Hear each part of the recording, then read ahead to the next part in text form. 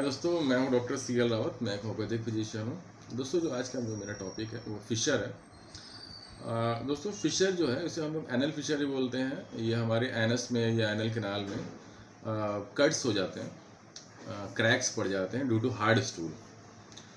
और जो फिशर की जो प्रॉब्लम है वो बच्चों में दोस्तों बहुत ज़्यादा देखी गई। 1 साल से लेकर के 5 से 6 साल तक बच्चों में बहुत ज़्यादा देखी गई, क्योंकि वहाँ पर स्टूल थोड़ा सा हार्ड होता है उन लोगों को। ऐसे बच्चों को स्टूल बहुत हार्ड होता है, तो ऐसा देखा गया है। और दोस्तों, ये किसी भी एज ग्रुप के लोगों में हो सकता है। ऐसा नहीं कि ये फिशर बच्चों की बीमारी है, किसी भी एज ग्रुप के लोगों को हो सकता है। और इसके जो सिम्टम है, जब आप स्टूल करेंगे तो स्टूल करते समय आपको स्टूल करने के बाद काफ़ी देर तक आपको पेन महसूस होगा। एंड इसमें कभी कभी ब्लीडिंग भी हो जाती है। रेयरली फिशर बहुत रेयरली ब्लीड करता है, ब्लीड कर सकता है। और लेकिन पाइल्स का जो पाइल्स में ब्लीडिंग बहुत ज़्यादा होती है। पाइल्स एक अलग चीज़ है, फिशर एक अलग चीज़ है। मेरा जो आज का टॉपिक है वो फिशर है, पाइल्स में पहले बता चुका हूँ।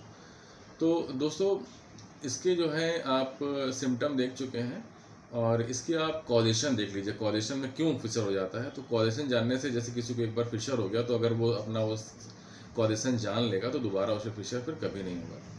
दोस्तों, जो फिशर है, फिशर जो लोग बहुत ही कॉन्स्टिपेशन जिनको रहता है, हार्ड स्टूल, उनका हार्ड बिल्कुल ड्राई हार्ड स्टूल आता है, उनको फिशर अक्सर हो जाता है। तो कॉन्स्टिपेशन मत होने दीजिए अपने आप को। डाइट, हाई फाइबर डाइट लीजिए, रेगुलर एक्सरसाइज कीजिए, पानी को खूब पीजिए, तो आपको फिशर नहीं होगा। स्ट्रेस थोड़ा कम लीजिए। ये 3-4 चीज़ें हैं मेनली फिशर के लिए। इनको आप कर लेंगे बड़े अच्छे से तो मैनेज हो जाएगा। दोस्तों, अगर 50% जो फिशर के केस हैं वो सिर्फ डाइट मैनेजमेंट से और इन मैनेजमेंट से ठीक हो जाते हैं, उन्हें मेडिकेशन की ज़रूरत नहीं पड़ती। कभी कभी फिशर जो है जब ज़्यादा बढ़ जाता है तब हमें होम्योपैथिक दवाइयों की या अंग्रेजी या यूनानी किसी भी तरह की दवाइयों में आयुर्वेदिक आप ले सकते हैं। दोस्तों, जो इसकी पहली दवा है, जो इसकी दवा के बारे में आते हैं, तो पहली दवा है वो है रेटेनिया। रेटेनिया मेरे क्लिनिक की सबसे पहली दवा है फिशर की।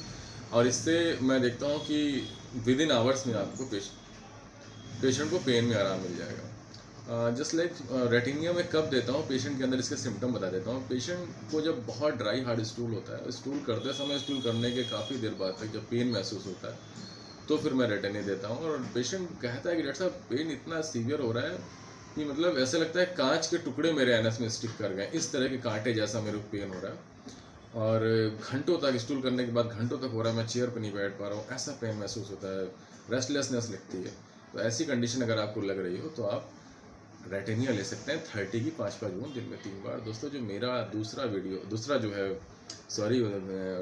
मेडिसिन है वो है नाइट्रिक एसिड। नाइट्रिक एसिड को दोस्तों अपने आप में बहुत अच्छी मेडिसिन है, पर इसका सिम्टम थोड़ा सा अलग है। इस पेशेंट को थोड़ा सा डायरिया टाइप में बना रहता है, स्टूल 3 से 4 बार जाता है, ब्लीडिंग भी उसे हुआ करती है, पर हल्की ब्लीडिंग होगी, बहुत ज़्यादा ब्लीडिंग नहीं होगी, और पेन घंटों बाद तक पेन हुआ करता है। तो ऐसे अगर पेशेंट को, जिसको डायरिया बना रहता हो, पेन होता हो, फिशर हो गया हो, ऐसे में आप नाइट्रिक एसिड दे सकते हैं। बहुत अच्छी दवा है दोस्तों। नाइट्रिक एसिड बहुत जगह काम आती है, और रेटेनिया भी बहुत जगह काम आती है। रेटेनिया दोस्तों जो पहली मेडिसिन थी, वो अगर किसी को, जो माँ जो अपनी बच्चों को दूध पिलाती है, तो उसके निप्पल में अगर फिशर हो गए, क्रैक्स बढ़ गए, तो रेटेनिया उसे भी ठीक कर देती है। अक्सर मैंने कई लोगों को ऐसी दवा दी है जिनको बहुत अच्छा आराम मिला, विद इन आवर्स उनको पेन में आराम मिल जाता है। दोस्तों, जो तीसरी दवा है वो सल्फर है। सल्फर दोस्तों, सल्फर मैं जब देता हूँ, जब पता चला मैं पहले नाइट्रिक एसिड दिया या रेटेनिया दिया और ये दोनों में से कोई दवा काम नहीं करती, तब मैं सल्फर देता हूँ। सल्फर बहुत अच्छी दवा है फिशर की। इसका जो फिशर, इसमें जो है स्टूल पास करते समय बर्निंग बहुत तेज़ होती है, बहुत ज़्यादा बर्निंग होती है। और सल्फ़र के जो बच्चे होते हैं वो पेन से इतना ज़्यादा डर जाते हैं कि पॉट पे बैठते समय घबराते हैं और कई दिन तक स्टूल नहीं पास करते हैं। दोस्तों, ऐसी कंडीशन में आप सल्फ़र दे सकते हैं बच्चों को, जिससे उनका स्टूल थोड़ा सा सॉफ्ट होकर निकल जाएगा, और फिशर भी उनका धीरे धीरे करके हील हो जाएगा। दोस्तों, आजकल अंग्रेजी डॉक्टर या किसी भी तरह के डॉक्टर किसी भी बच्चे को अगर कॉन्स्टिपेशन होता है तो उसे डेल्गोफ्लेक्स या इस तरह के कोई सिरप दे देते हैं, और कई महीनों तक दिया करते हैं। तो वो बहुत हमारे बच्चों की आंतों के लिए, उससे उनकी आंतों का मूवमेंट जो है वो सही नहीं हो पाता है, मेरे ख्याल से कई सालों तक फिर बाद में सही नहीं हो पाता। तो ऐसा ना करें। अगर आपके बच्चों को 3 से 4 दिन, 5-6 दिन, 8 दिन स्टूल नहीं आया, तो 1 से 2 दिन उसको स्टूल सॉफ्टनर दे के उसका स्टूल पास करवा दें। उसके बाद आप होम्योपैथिक दवा कीजिए, खाने की डाइट लीजिए, इससे आपको बहुत रिलीफ मिलेगा। बच्चा आपका हमेशा के लिए अच्छे से सही हो जाएगा।